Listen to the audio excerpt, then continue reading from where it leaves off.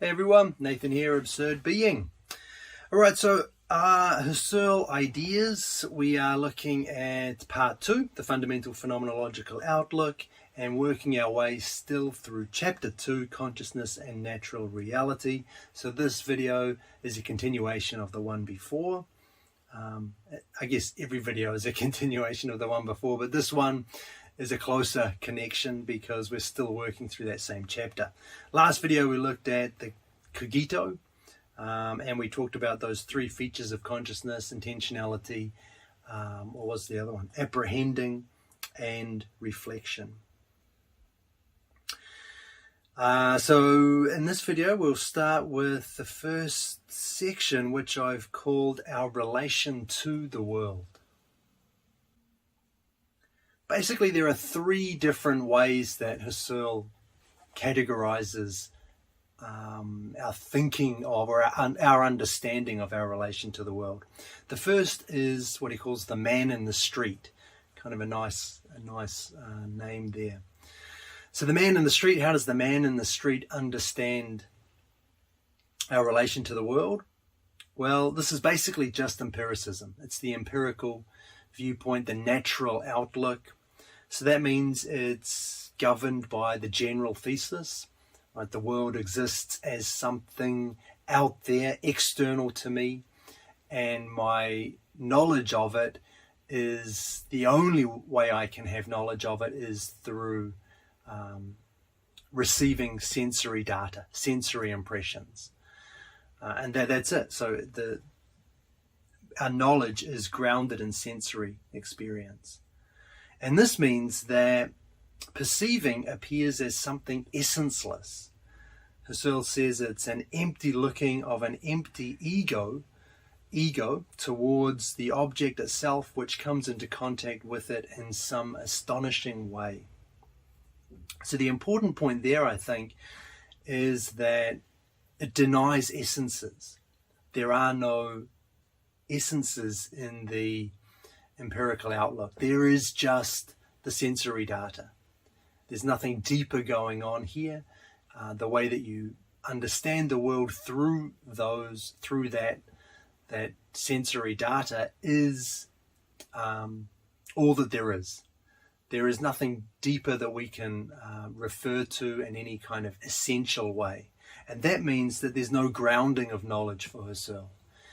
The whole point of phenomenology is to ground our knowledge in something concrete, something unshakable. And that means essences. That's the whole reason why Husserl is writing this book, to ground our knowledge in something substantial, not a literal substance, but something that we can trust and we can know, and that means essences. And without that, it's just kind of the raw sensory data, which would be the same as saying there is no grounding of your knowledge. It's just whatever you're picking up, whatever sensory impressions you have access to. So it's essenceless. That's the main point. But as he continues to say, an empty looking of an empty ego. Everything's stripped of any depth that we might be able to get. It's all kind of surface, superficial. It's just that data, just that raw sensory data. And then it means that we even can't explain how we come into contact with the object. The way that the object appears for us is kind of left unexplained. There is no deeper explanation. It's just like impressions shining on something on a surface which picks them up. There's no but of course that's not what we are. We aren't just a surface which receives data passively. There is something going on there. There is a deeper truth to be known about our perceptions, about the objects that we see. So this is very unsatisfying for Husserl. Hence he says, we come into contact with, the object comes into contact with us in some astonishing way. There's no explanation given here. So that's the man in the street. Then he talks about another way we can understand this relation, and that's the man of science. So here we are mainly looking at primary and secondary qualities. So you're familiar with the primary and secondary quality distinction. Sense qualities are they're merely subjective. They're different for everyone depending on a whole range of different factors. How you perceive something will be different from how I perceive something, and therefore there is no objective truth. The geometrico-physical qualities, however, are objective, the same for everyone, and therefore they are true. So that's the primary and secondary quality distinction. And that's how the man of science understands our relation to the world, through these two qualities. But then Husserl raises Berkeley's objection, where extension, so the primary qualities, is unthinkable apart from secondary qualities. So you can't have the primary qualities alone without the secondary qualities. There is no sense in which it makes sense to talk about primary qualities, extension, number, those kinds of things, motion, without reference to, without including the secondary qualities. And this means that the whole essential content of the perceived thing, all that is present in the body with all its qualities and all that can ever be perceived, is mere appearance. And the true thing is that of physical science, entirely and fundamentally something that is defined otherwise than as that which is given in perception as corporeal reality. So what Husserl is saying there, in referring to Berkeley, is that everything, primary and secondary qualities, both the primary and secondary qualities, is appearance. Everything is appearance, even the primary qualities. There is no concrete independent, objective truth which we can attain through our perception. Everything that we perceive, the whole essential content of the perceived thing, with all its qualities, primary and secondary, is mere appearance. So that means the true thing, the objective truth, reality, is something completely different from what we perceive. So even the primary qualities aren't actual truth. They don't get us there to objective reality. They are something fundamentally, something which must be defined fundamentally otherwise than as that which is given in perception. So whatever we see in perception is even the primary qualities, not just the secondary qualities, but that has no reference, or it isn't an indication of objective, true reality. And that's because there is no distinction between primary and secondary qualities. That's the argument here. That's the objection. The whole thing, the whole perception, including our primary qualities, is mere appearance. So this means that the real thing, whatever it might be, doesn't exist in perceptual space. It's not something that appears at all in our perception.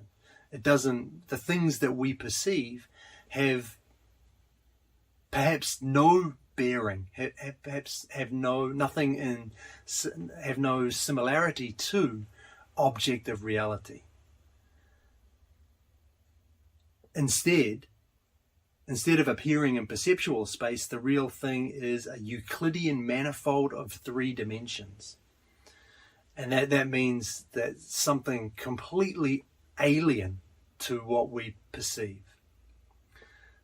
This latter, this Euclidean manifold of three dimensions, can only be symbolically represented by the former, by perception. So perception just doesn't get us any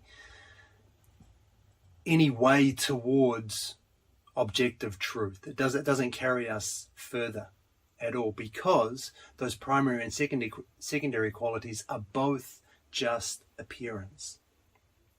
There is no such thing as extension, as primary qualities without the secondary qualities. So the whole thing is just perception, just appearance, has no bearing on, or has no direct connection to objective truth. And Husserl accepts this, right? So this is fine. Perception is mere appearance. That is kind of at the heart of phenomenology. But it's not an empty illusion.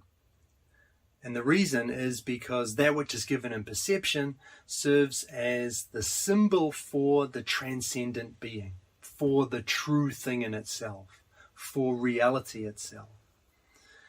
And indeed, the perception also helps us to find our way about in the world of actual experience in which we all live and act. So it has practical value as well. So we ought not to conclude from this, through the view of the man of science, that if we can't rely on primary qualities as an indicator of objective truth, then the whole thing's an illusion. The whole thing is fruitless. It's pointless.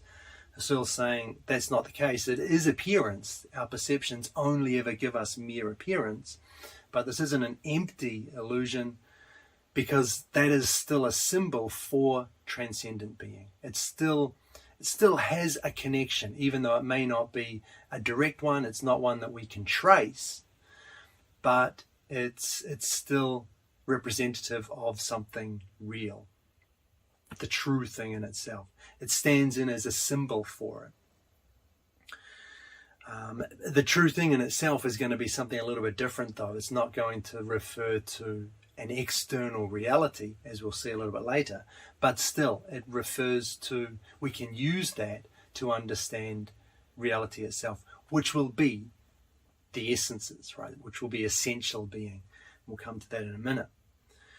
But on top of that, it also, the perception, the mere appearance, helps us navigate. It has practical value for us.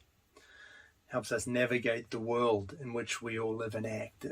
Our practical everyday lives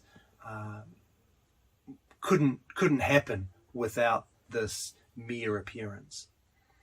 So that's fine. We're going to take on this idea that perception is mere appearance, and this leads us into the third way of understanding our relation to the world, which is that of phenomenology. So we're going to look at the concrete, real nature of the perception itself as cogitatio, as an actual. We're going to uncover what perception is, and through that we'll come to an understanding of reality, like a capital R reality, if you like. So, heading down that path, we have the intuition and the intuited. That is to say, we have the perception and the thing perceived. And these are related to each other, but they're not essentially one and united. So, just turning to this idea, we have, if you think about it from the viewpoint of the man of science, we've got the thing, that our perception, our mere appearance, and that the way that the world really is. That's probably not the best way to put that, but maybe the truth of the world, reality itself. And these two things are different. And so that's our starting point here. The intuition and the intuited, they're related to each other, but they're not the same. That's kind of the conclusion that we've come to through this way of thinking already. But now we're just going to flesh out what that means. We're going to understand it in some depth. And this is really the genius of phenomenology, of Husserl here. So he gives an example of a table. And you can imagine the table there as you have your initial perception of it. And it's whatever, it's an image, it's there's maybe the table's brown, so I'm looking at it from the side. There's a brown rectangle. Maybe there's another, I can see a flattened kind of rectangle, a parallelogram on top of that, right? I'm looking at it in 3 dimensions, but this is the perception I have of it. It's basically just shapes. There's a rectangle here, there's a parallelogram there. There are 4 more rectangular shapes coming off that initial rectangular object. That's my original perception. And as I move around the table to see it from different perspectives, I get different perceptions. I see something different. The whole picture changes. All of those shapes, they change slightly. Right? Some of them get longer, some of them get shorter, some of them disappear, others appear in their place. So the whole picture changes. My perceptual experience is constantly changing as I'm moving around the table. But the table, the thing that I'm perceiving, remains unchanged. The table itself, as the object that I'm looking at, as the thing that I'm perceiving, doesn't change. I understand that I'm just seeing the table from that single object from a different perspective every time I move. I don't think there's a new being popping up into existence. I understand that this is my viewpoint now. The perceptual image that I have now is of the same object, just from a different perspective. So that's kind of an interesting and really centrally important way of thinking, centrally important notion here. As you move around an object, the perception, each individual perception, your perceptual experience changes, but the thing that you're perceiving stays the same. And we can see this with color as well. The color of the table and each perception changes depending on the background. Maybe whatever's in the background may affect the color of the table. Certainly the amount of light in the room will affect the color. I might see the brown, if it's a brown table, as a darker brown or even as a black, whereas it might be lighter color depending on how much light is shining on it. So the color of the table changes in each perception. But again, that's not how I understand the object itself, the thing that I'm perceiving, the table. Instead, I see the same color expressed in a different perspective, expressed through different perspective color variations. So I know that the table's brown. It has this shade of brown. I know that, I can see it.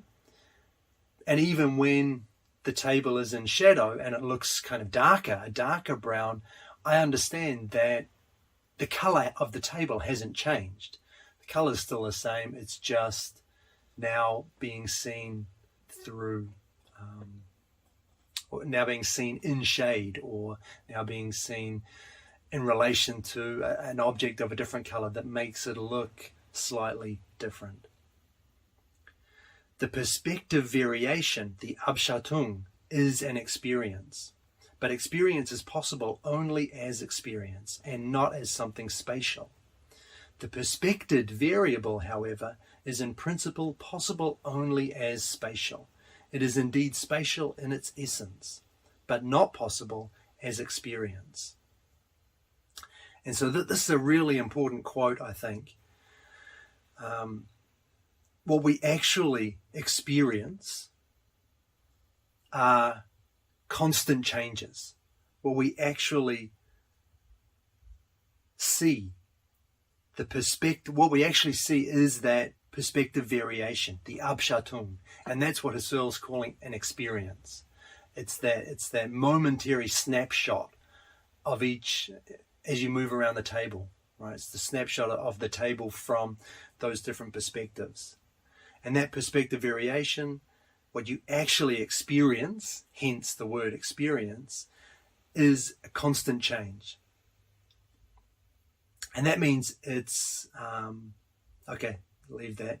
But what we actually perceive is a single thing seen from those different perspectives. So the perspected variable remains the same. The perspective variation, the Abschattung, is an experience, but the perspected variable is not an experience, because you don't actually experience the table as a whole object. All you experience are those snapshots of the table as you move around it. All you experience are the shapes, right? The rectangles and the squares and the circles. You don't actually experience directly a table. Rather, that's kind of pieced together. That's what, and so for Husserl, that's not an experience. In this quote, anyway. We'll talk about the word experience in a minute, but the way that he's using the word experience here, that's not an experience. Because you don't actually experience the table as a three-dimensional object. All you experience are these shapes, and they're constantly changing as you walk around the table. But what you apprehend, what you grasp, what you perceive is a table, a single thing seen from these different perspectives, made up of these different Abschattung. And then, so the interesting thing there is that he says, actual experience is never spatial, but actual perception is always spatial. So our actual experience, the shapes that we actually perceive, that's not the shapes that we actually that actually appear for us in our experience, in those Abschattung, are not spatial, because they're just momentary snapshots. There is no, you don't actually grasp space. You don't actually perceive space. All you experience are those Abschattung, and there's nothing spatial in those. But perception, actual perception, as opposed to experience, as we're using the word here, is always spatial. You never experience, you never perceive a table not in space, right? A table, a thing, an object, you always grasp it in space. It's just a part of the way that we understand objects. And so that's the distinction between experience and perception, between the actual experience, which is made up, which is perspective variation, Abschattung, from the perception itself, which is the perspected variable, which refers to an actual object. The former, the first, is never spatial. The second is always spatial. So I'm going to talk about experience in a minute, because this is the way we're using the word is constantly changing, and even Husserl, I think, is not 100% consistent in the way he's using it. But we'll look at that in a minute, because we have to talk about immanence and transcendence first. But the last thing I wanted to say in this first section is, I just wanted to bring out a quote which is a little bit confusing, but will become much clearer after we talk about immanence and transcendence, but it's worth discussing now, I think. So the quote: "The perceived thing in general and all its parts, aspects and phases, whether the quality be primary or secondary, are necessarily transcendent to the perception." So transcendent means external to, standing apart from, right? As opposed to immanent, which has the the connotation of being internal, being something inwardly related, as opposed to the external of the transcendent. But when he says here, the perceived thing in general, all its parts, aspects, and phases, whether they're primary or secondary, they're transcendent to the perception. The perceived thing is transcendent to the perception. What he's saying there is not what you might think. That you might think he's saying, yeah, the perceived thing is transcendent to the perception because the table is actually out there in the world and I'm perceiving from in here, in my mind, in my consciousness. But that would be completely wrong, because remember, we're bracketing out this notion of the natural world, an external world. That's empiricism. We're bracketing out that idea that there is something existing separately from me in some external space. What is transcendent here? The perceived thing is transcendent to the perception. Remember what we're talking about here, the intuition and the intuited, the perception and the thing perceived, the perspective variation, the Abschattung, and the perspected variable, the object itself. That's the distinction. Not a distinction between my internal representation and an external reality. Okay, so what's transcendent? The perceived thing is transcendent to the perception.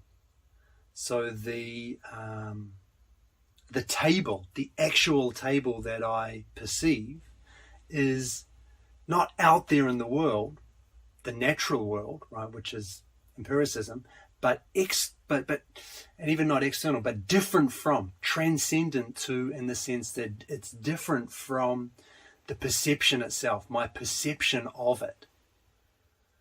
So which is the direct experience, the Abschattung. So it's kind of everything is happening internally here. We're not referencing an external world. If we do that, we're presupposing that the external world exists, that there is an external reality we're trying to come into contact with in some way, and that for Husserl has already gone astray. You've already presupposed empiricism. So the perceived thing is transcendent to the perception, in the sense that they're not the same thing. Your perceptions are, something's happening to your individual experiences, those individual Abschattung, which establishes a unity behind them in the form of an object, an actual perceived thing. So hopefully that makes sense. We've kind of jumped ahead a little bit, I think, into immanent and transcendent, but we'll head there now in the next section. Immanence and transcendence. All right, so this section is so crucially important in terms of understanding phenomenology. The distinction between immanence and transcendence. And it's basically the distinction between being as experience and being as thing. That word has again come up, experience, which could, like I say, just set it on the back burner if you're unclear for now. I'll explain it as soon as we discuss immanent and transcendent. I think you have to know that, you have to get that distinction clear before, paradoxically, before I can really clarify the different ways that experience is being used here. So, being as experience first. So this is the word that Husserl uses here for experience is erlebnis. And what this basically is, being as experience, the way of being, of consciousness, the essential nature of cogitations, these are some of the other expressions that Husserl uses. They all refer to this way of this type of being as experience, being as erlebnis. And in this type of experience, and this type of being, the intentional object is perceivable through immanent perception. So this is immanence. And what that means is it's perceivable all at once. The object is graspable all at once. So an experience has no perspectives. Such a crucial quote. An experience has no perspectives. It doesn't present itself in that way. Remember the table, right? The table we grasped from different perceptions, from different perspectives as we walked around it. If you're looking at the front of the table, you don't know what the back looks like until you've actually gone around and looked at it. You assume that there is a back, but you need to go around and see what it looks like. It may look the same as the front, it may look different, but you have to go around and check. And the whole table itself you don't understand, you haven't grasped the table itself until you've seen it from these different perspectives. So a table only reveals itself to you through a number of different perspectives. Immanent being as experience, however, doesn't do this. It's graspable as a whole at once. It doesn't reveal itself through perspectives. So it's given as absolute. And that's the word that Husserl uses, absolute being. And that's what it means. It's not given through perspectives. It's graspable as a whole all at once. And the example that he gives is a feeling. So a feeling has no perspectives. You don't have to to understand a feeling. You don't have to kind of piece it together from different perspectives, from different images or different perceptions that highlight different parts of it. The feeling is just graspable as it is. Sure, you can break it down, you can analyze it in different ways, you can tease out different parts of it or whatever, but the feeling itself is not something that appears to you through a range of perspectives. So it appears absolute with its qualities, its intensity, and so forth. It appears just as what it is, graspable at once. Directing our perceptive gaze upon any experience itself, experience here meaning being as experience, erlebnis, and immanent perception, is reflection with an X. So directing our perceptive gaze upon this kind of immanent object is reflection, and it's the intrinsic nature of an experience to be perceivable through reflection. All experiences are perceivable through reflection. We can turn from what the experience is of, right? Perhaps the table, and when I say the table, I mean an individual Abschattung of the table, so some rectangles, some parallelograms, some whatever other shapes, that really basic picture of the table. That experience, we can turn from that, the experience of those shapes, and look at the experience itself. It's part of the nature of all experience to be graspable through reflection, to turn from the objects which make up the experience to make the experience itself an object for us. And that's what reflection is.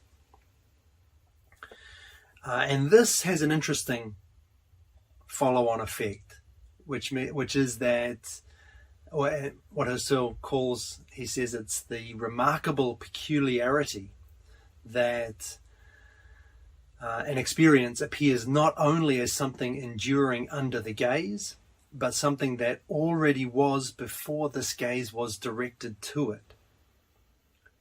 So in other words, even when I look at the experience, and even though it doesn't show itself as having existed, as having endured before I looked at it, it has this remarkable quality that it appears as if it did. It reveals itself as having had this existence even when I wasn't looking at it. It's kind of built into the experience itself.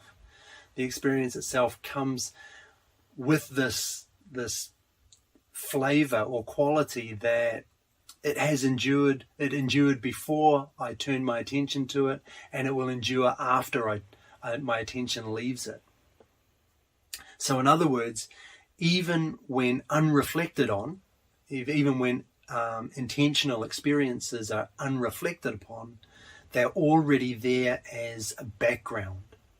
Coming back to this notion of a background, but now not as an intentional object, but as an experience, as an intentional experience. Hence, what this means, what's interesting about this, is that it means our lives are lived amidst a stream of experiences, even when we aren't paying attention to them.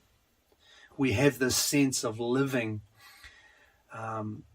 in a stream of experience. That's a great expression, a stream of experience, even though I'm not paying explicit attention to that stream.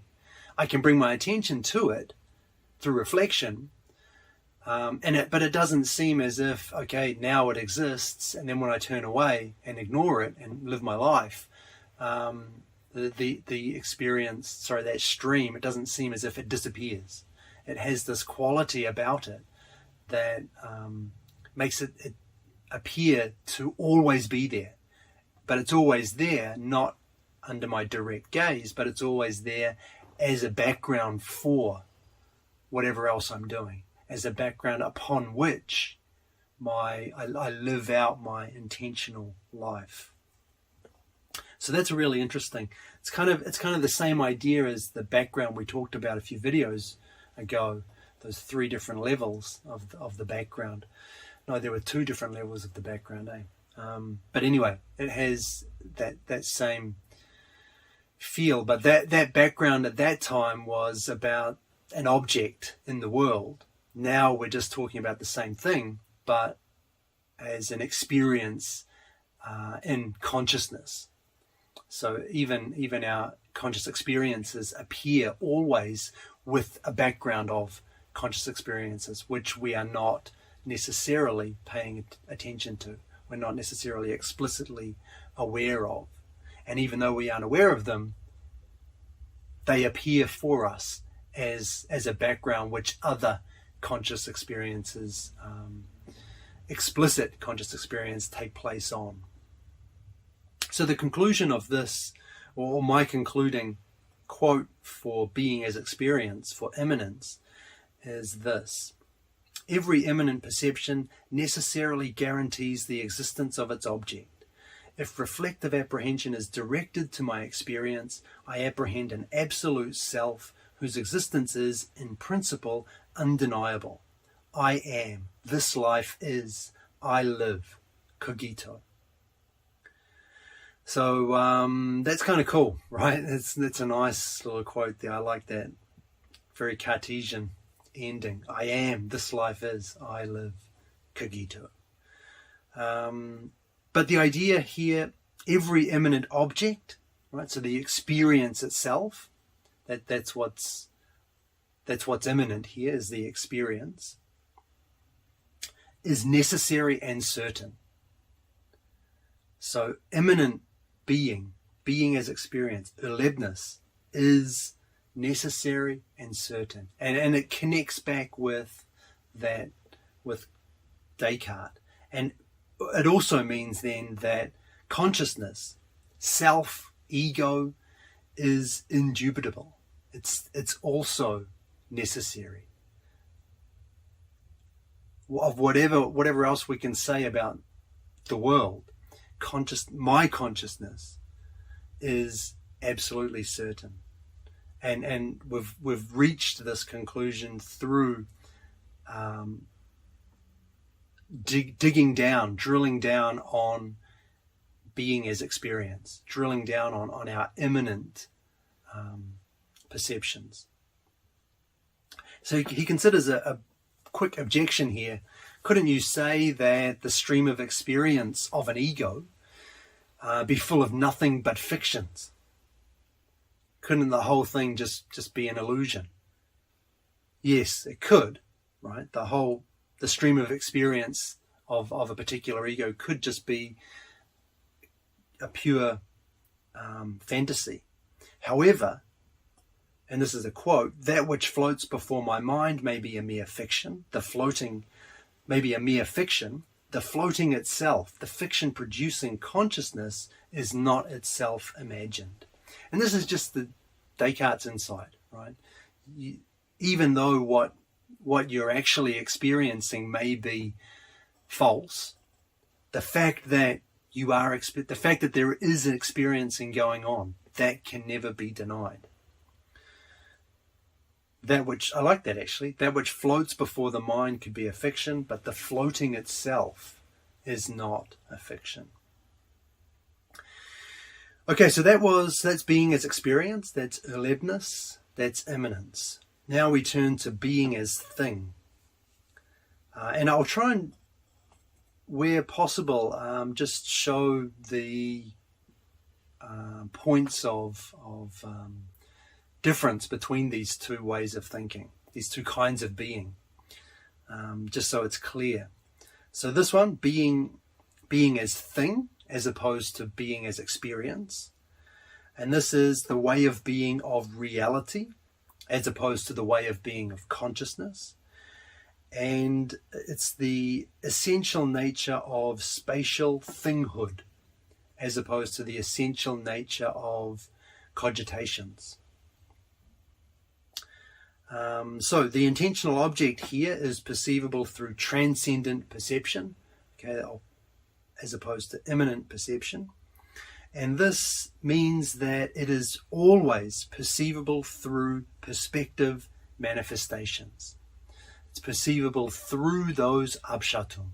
There is no other way to get this, to understand this object, to grasp this object, as opposed to immanent perception, right, which was perceivable all at once. Remember, an experience has no perspectives. Being as thing, on the other hand, is always perspectival. So that means that being as thing will always and necessarily be inadequate, incomplete, imperfect. And that's because we always only ever know one aspect at a time. And no matter how many aspects we grasp, there will always be more aspects that we could pick up. The thing is knowable through an infinite number of different abschattung, different perspectives. Which means that to remain forever incomplete after this fashion is an ineradicable essential of the correlation thing and thing perception. Being as thing is always an incomplete kind of knowledge, and there's just no way of getting around that. It's just what it is to know something as a thing, to know something as an object. And so this is grasped then as a single perceptual thing appearing with ever increasing completeness from endlessly new points of view and with ever richer determinations. And so that if we think about the table, right, the meaning of the table is actually that's moving beyond. So transcendent perception is always grasped as it's not grasped as these separate perspectives, though. It's not grasped as a whole series of Abschattung, different perspectives of something. It's always grasped as the thing itself, as a single perceptual thing. But that single perceptual thing will always be something that we never have complete and adequate knowledge of. We can get we can obtain knowledge which is always getting closer to perfection, to completeness, which is always accessing it through new points of view and with ever richer determinations. But it's a process. That's a process which is never, in principle, which can never be completed. And that means that the meaning of the thing, for example, the table, is in a sense behind the individual perspectives or appearances, those Abschattung. However, it's not hidden, right? It's not hidden in some inaccessible realm, right? It's not, and Sartre makes this point quite well. The meaning of the table, the single perceptual thing itself, is not hidden somewhere where we have no access to it. It's kind of hidden in plain sight. It's all there before us.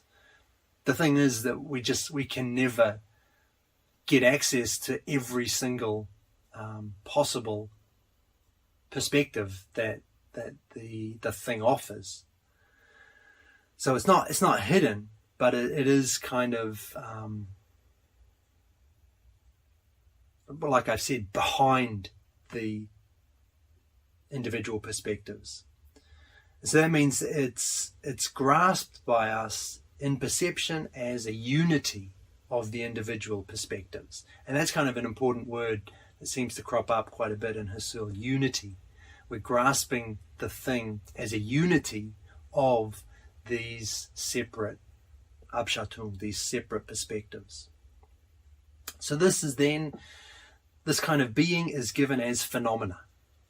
Okay, so Husserl calls it phenomenal being, as opposed to what we talked about before with immanence, which was absolute being, graspable all at once, without perspectives.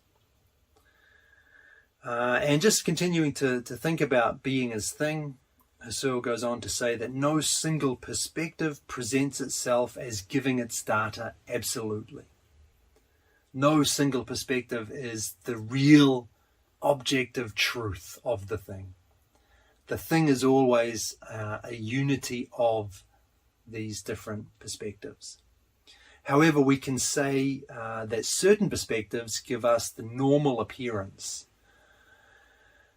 For example, the thing seen in ordinary daylight, as opposed to in pitch dark, right, where you might not even see it at all.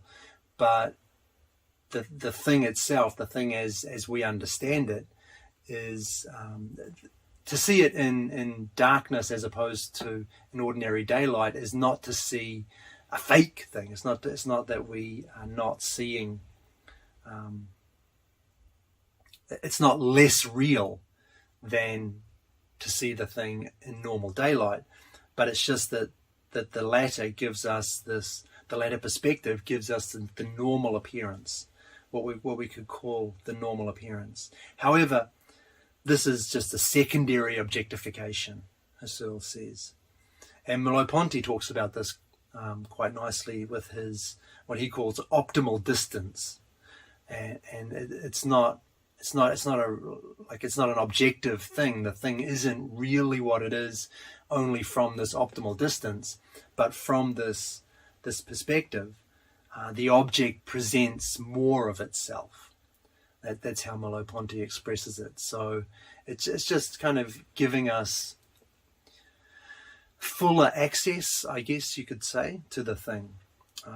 So some perspectives give us more access than others, even though there is no kind of false access. There is nothing which is not true about certain perspectives. They all still feature. They all still fit together to make up the unity of the thing, but some give us,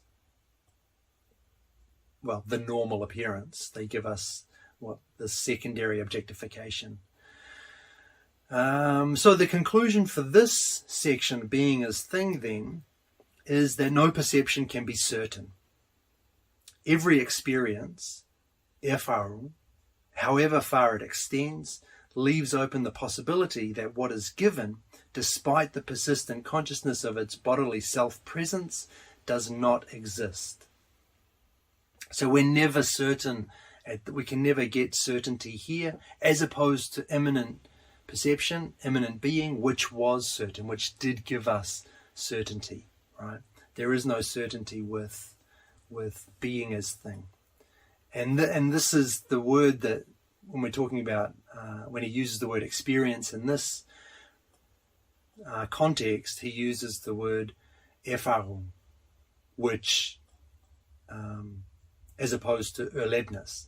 So we'll talk about that in just a minute, but every erfahrung, experience, every transcendent experience of the being as thing, because it's perspective, because it's perspectival, never gives us anything certain. And it's always possible that the thing that we think we're seeing is actually not what's there. The object that we grasp here is always uncertain. So it's always contingent. Right? That's kind of the word I use to distinguish between necessary and certain for immanence. We have contingent for transcendent being. So it's always subject to amendment, at which time we can recognize our earlier perceptions as illusions, perhaps, or hallucinations, or just something we got wrong. So there's always, transcendent being is always available for reinterpretation, depending on future perspectives. We may see the thing from a distance and think, I think this is Descartes' example. We may see the tower from a distance and think it's circular, but as we get closer, we realize that it's actually rectangular in shape. And then we recognize that what we saw from a distance, when we thought that the tower was circular, was actually false. It was actually a visual illusion. So that's fine, but it's contingent, always subject to amendment. It's just what it is to be transcendent, for being as thing. So, immanent and transcendent. Now, the really key thing to understand here, and the thing which I think is often missed, is that immanent and transcendent is not, like, immanent is not consciousness in the mind, internal, and transcendent is external to us. That is, as I said before, that's the natural attitude. That's presupposing the existence of the natural world. We're bracketing off all of those assumptions. And in the last video, I said immanent is something which appears as something internal. Transcendent is something which appears to be external. And the key words there, the key word is appears. So it's something which, when we experience it, when we, I'll just use it. When we experience it, it appears for us as internal. It appears for us as something within consciousness. That's immanence. Transcendence appears for us still in consciousness. There is no other place for your for anything to appear, right? It must appear in consciousness, but it appears in consciousness as something which is outside us, something independent from us.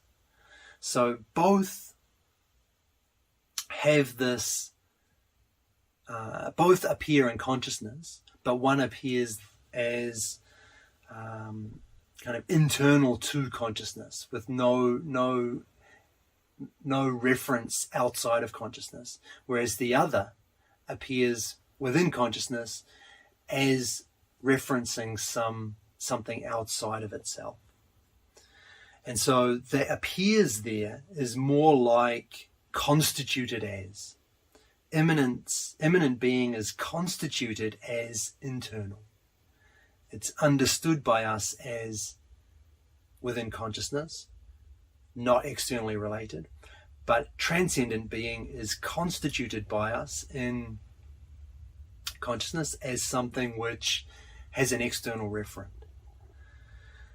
So reflection then, perception of experience itself, is immanent because there is no external referent. We're only looking at things that are taking place within consciousness. But perception being necessarily of something different from the conscious perceiver, is then transcendent.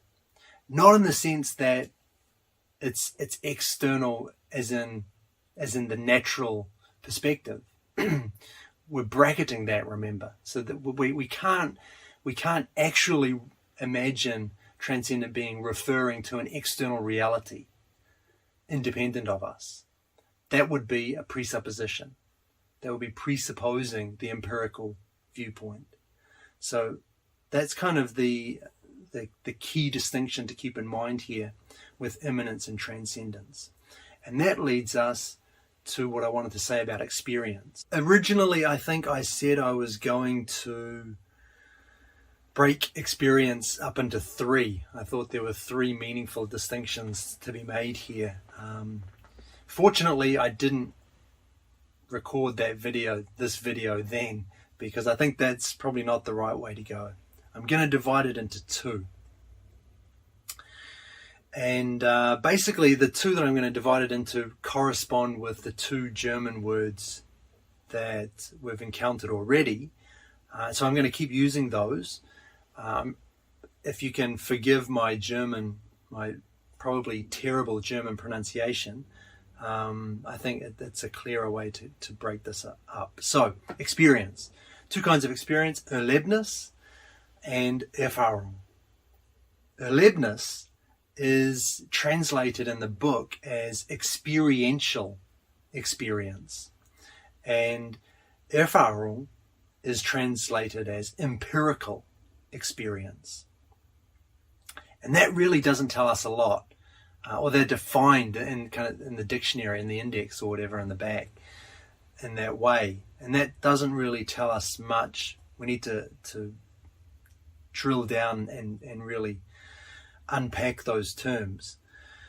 So, talking about these two kinds of experience in general, both, as I said before, immanence and transcendence, both of these kinds of experience are constituted by consciousness. And that is so important to understand. And it's a quote that, it's just a single quote from the book, but I think this is going to be important for us as we keep in mind the distinction between these two kinds of experience. The quote, all experiences are conscious experiences. So all experiences are conscious experiences. So important there. And what this doesn't mean is that everything is subjective. It doesn't mean that there's no objective reality anymore. It's all just in your mind. It's all subjective. You want to forget the subjective-objective distinction. That's going to be profoundly unhelpful here. If you just think of, everything's conscious, then nothing relates to any kind of objective reality. There's no truth. It's all whatever we feel. That's definitely not what this is about. It's not what Husserl's saying. He's saying that experience only happens in one place, in the universe, and that's in consciousness. There is no experience outside of consciousness. The table doesn't experience. The book doesn't experience. A human being does experience. And the difference is consciousness. However you want to define, without getting into definitions of what consciousness is, which could be the topic of about 1,000 videos. All experiences are conscious experiences. Experience only takes place in consciousness. And this is going to be, like I said, this is the point that I'm going to circle around throughout this whole mini section on experience. So if we take erlebnis first, this corresponds with immanent perception. So this kind of experience, erlebnis experience, is what we've been calling experience. We called it experience. We called it being as experience. So it's immanent, it's absolute, it has no perspectives, and it leads to certainties. We can infer, we can draw certain conclusions. Erlebnis experience is necessarily certain. It's indubitable. We can guarantee it. Erfahrung, on the other hand, corresponds with transcendent perception, which means that experience used in this way is the exact opposite. It only appears through perspectives, which means it's always incomplete and imperfect. And so there is no certain knowledge to be obtained here. It's always contingent. So those are the two kinds of knowledge. Those are the two kinds of experience. And they connect back with the two kinds of being, immanence and transcendence, which we've talked about. So why not just say one is conscious experience and one is sense experience? You can do that, and I think AB did that, made a comment to that effect earlier, and that's right. You can break it up in this way, conscious experience versus sense experience, but it can be misleading if you don't have this. If we don't kind of explain what that means, because it's not as simple as saying, one is just experience in the mind, in the consciousness, and the other is kind of sensory experience from an external world, because we're bracketing out that external world. We can't say there's internal experience, conscious experience, and sense experience from the world, because we're bracketing the world, right? We're bracketing out that natural viewpoint. And if we say conscious experience and sense experience, it tends to cover over that important truth. And again, remember, all experience is conscious experience. So if we divide up experience into conscious and sense, then there's kind of a clash already. But it's not wrong. We just need to understand it properly. And the two dangers, I think, of just leaving it as conscious experience and sense experience is that it makes it sound like, well, like I said, actually, this is the first thing I mentioned before. It sounds like immanent is experience from the inside, so subjective, relative to the perceiver, to the consciousness, and transcendent is experience from the outside, therefore objective, therefore real. But as we've seen, that distinction doesn't gel with anything that we've talked about in this video, and in saying which, it doesn't gel with anything to do with phenomenology. And also it makes it sound like Husserl is legitimizing whatever nonsense you subjectively experience. So you can say, I experience God in my day-to-day life, therefore God is real. It's a real conscious experience, and Husserl says conscious experience is a real. That's a total misunderstanding of phenomenology and Husserl. He's not legitimizing your subjective experience, your subjective feelings or perspectives on something. Conscious experience, I mean, first of all experience is conscious experience, but immanent experience, which is immanent being, which is certain, is not just whatever you happen to think or feel or believe, right? It's deeper than that. It's looking at the essence of that experience, that kind of experience, which is immanent, as opposed to transcendent experience, which doesn't come from an external world, but which is constituted as having its being outside the consciousness. It's constituted as different from the actual perception.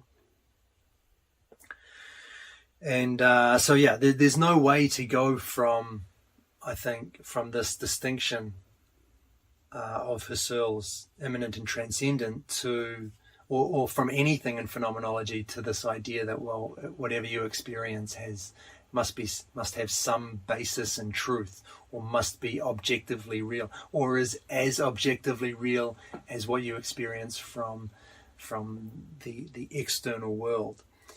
There's just no way to get there from phenomenology. So what about then the experience of empiricism that we talked about? I think it was in video 2. What is that? What is experience that empiricism talks about? Well, I mean, first, empiricism has the idea. It's all the whole thing is built on a presupposition that there is an external reality, and you're perceiving stuff, you're receiving impressions from that external reality, and that's what's constituting your experience. That whole notion is wrong for Husserl. It's presupposing stuff already that we cannot know.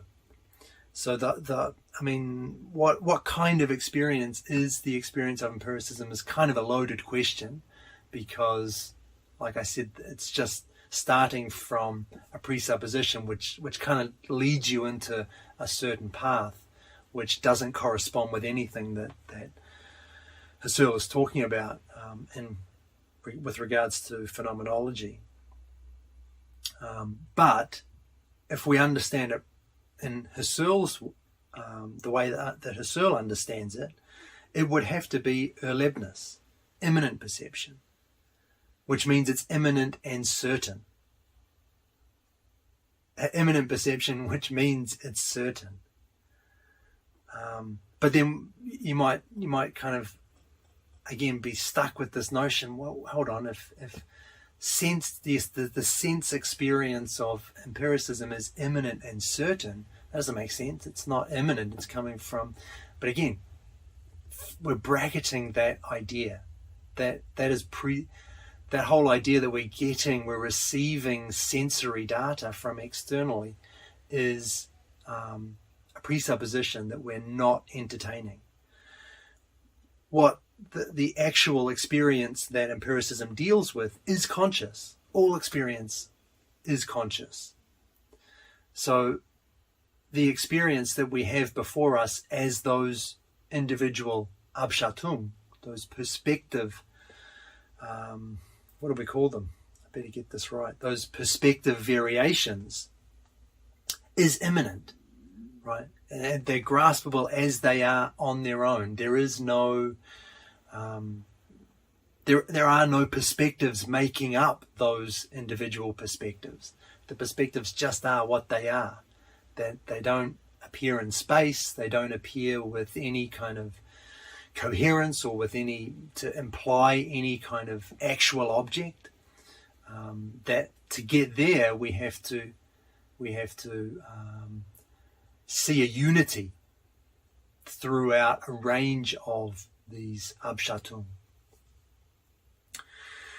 So I hope that kind of clarifies experience. It is a really important point, I think, and I spent so much time thinking about this and trying to get it straight in my own head. But I think that's the way I see it anyway. The immanence and transcendence, and the distinction between erlebnis and erfahrung, which connect to immanence and transcendence. So if I just give a summary quote here for this section: the thesis of my pure ego and its personal life, which is necessary and plainly indubitable, thus stands opposed to the thesis of the world, which is contingent. All corporeally given thing-like entities can also not be. No corporeally given experiencing can also not be. So the world is not doubtful because there are rational grounds for denying the evidence in its favor. Rather, it's doubtful in the sense that a doubt is thinkable. And this is the case because the possibility of non-being is in principle never excluded. It's always contingent. Transcendent being, the all perception which is given as thing-like, as an actual object, as an actual thing, is always contingent, because it could always not be. However, the experience itself, which is immanent, that is always certain. And so this obviously connects back with Descartes and his cogito argument, but it's just a much more thorough and a really well worked out way of thinking about this. The more I read of Husserl, I've read recently Cartesian Meditations. I'm working my way through The Crisis at the moment. The more I read of him, the more I like him, the more I respect his thinking. And I think if I'd read him before I read Heidegger and co., this would have been earth-shattering to me. This would have been a completely revolutionary way of thinking about things. So even though we've said that, though, even experience, which is to say immanent, erlebnis, even experience is never perceived in its completeness. We've called it absolute being. We've said that it's never grasped perspectively. It always appears as a whole, as something graspable at once. However, even that is never completely accessible to us at once. And the reason is it flows in time. We must remember earlier experiences. So there's an element of retention here. Even experience, even that immanent erlebnis experience, is a unity which is impossible to grasp completely when we're swimming with it. Another nice metaphor, when we're swimming with that flow. So even experience itself is a flow, that stream of experiences. And we're always caught up in it. And so it itself never appears for us completely. Even though it is absolute, as opposed to transcendent being, which is contingent and phenomenal, even that is never complete for us. So clearly this kind of incompleteness that we're seeing in immanent perception is different from the incompleteness we saw in transcendent perception. So there's still an incompleteness, but it's a worthwhile distinction to make between the two, absolute and phenomenal.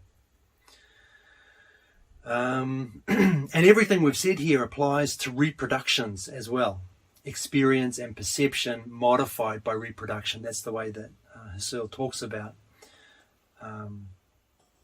reproduction, experience and perception, which have been modified by representing. You're bringing it forth again, if you like, remembering. So reproduction of things appears in perspectives. Again, that meaning behind the individual Abschattung.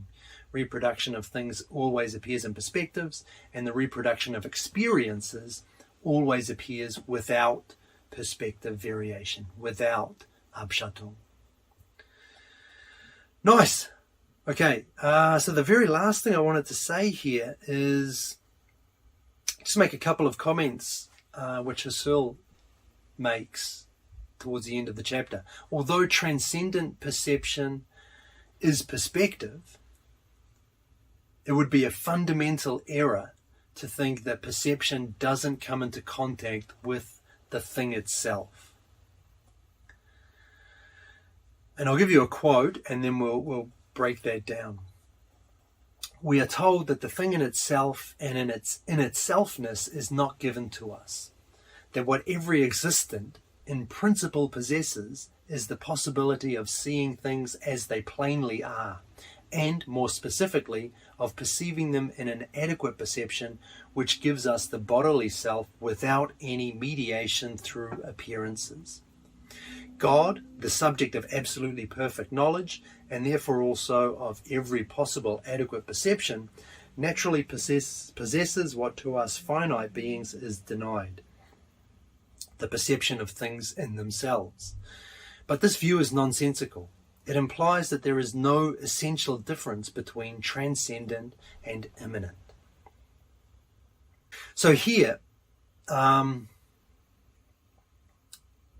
it would be a mistake for us to think that even though transcendent being, the thing grasped in perspective, is not the thing itself.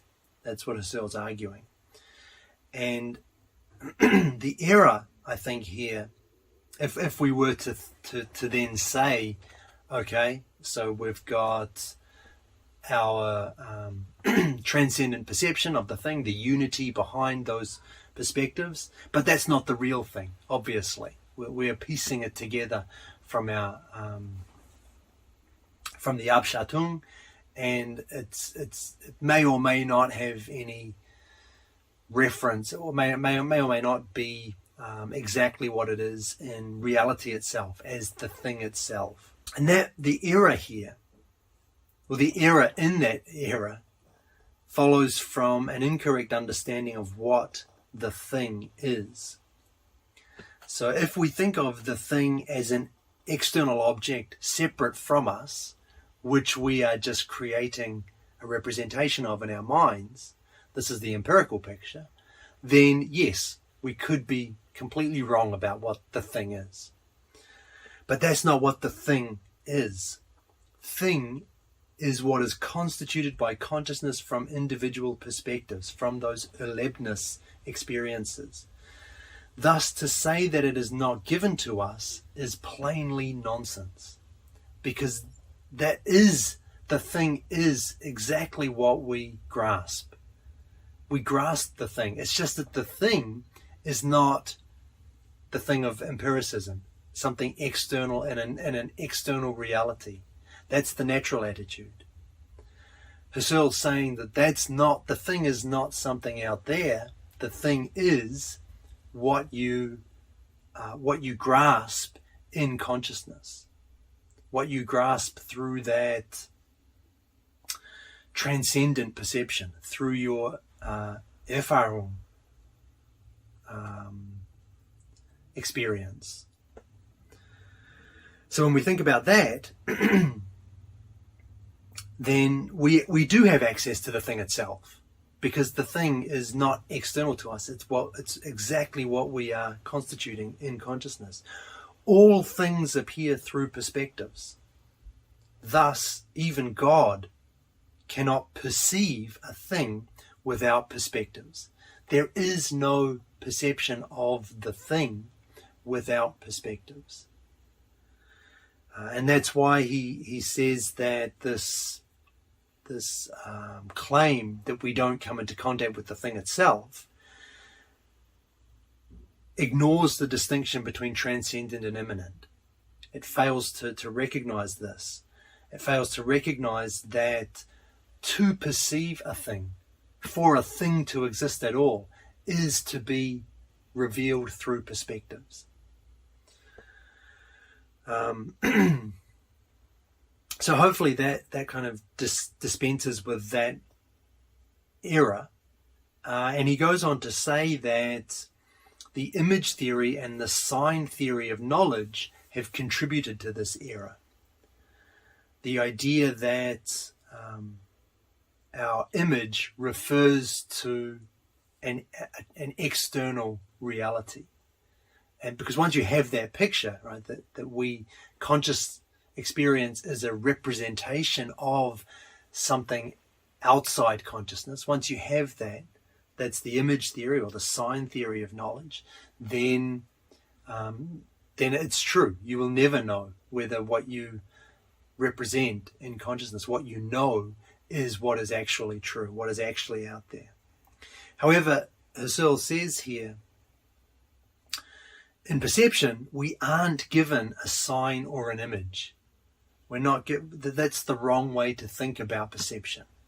It's not a sign, it's not an image that relates to something external to it, and which may therefore be right or wrong.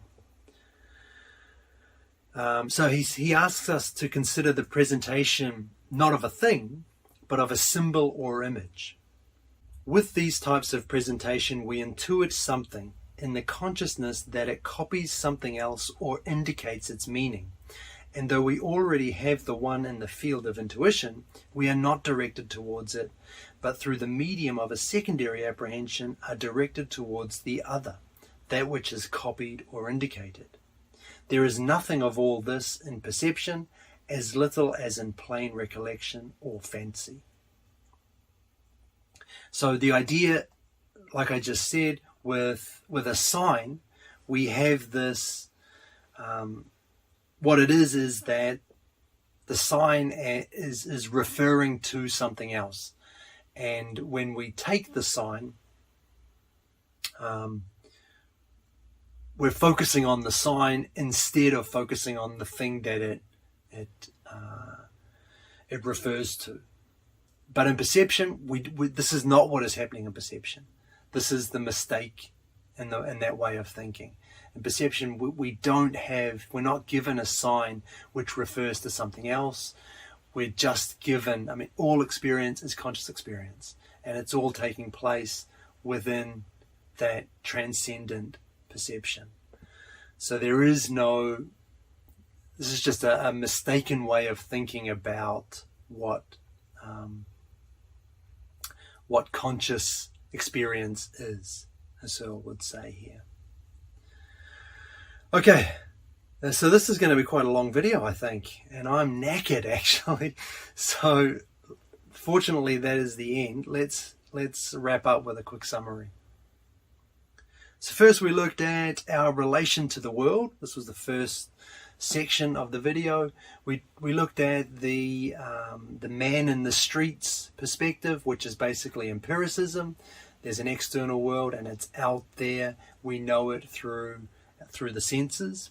Then we looked at the view of the man of science, which claimed that there was a primary and secondary distinction in qualities.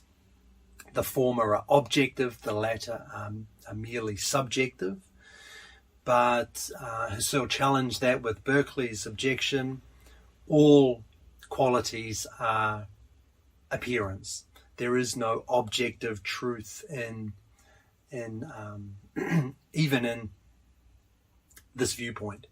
And this led us to the final approach to understanding our relation to the world, phenomenology, where we looked at perception as cogitatio, and broke down what it meant for us to actually experience a real perception, for what it meant to actually perceive a perceived thing.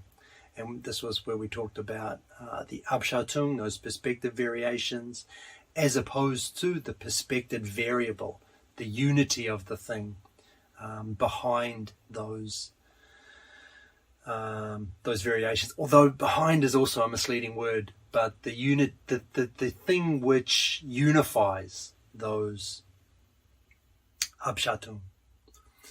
Then we looked at immanence, and the idea here, immanence is being as experience. So this is kind of the erlebnis experience. This was perspectiveless, so we didn't know, we didn't perceive this kind of being through perspectives, which meant that it was absolute being, graspable as a whole at once. And this meant that it was necessary and certain. Not the content per se, but the experience itself was necessary and certain. And this led to the ego or the self also being necessary and certain, because you can't have an experience without an experiencer, basically. And then we looked at transcendence. And in opposition to immanence, this was being as thing. So we called this the erfahrung experience,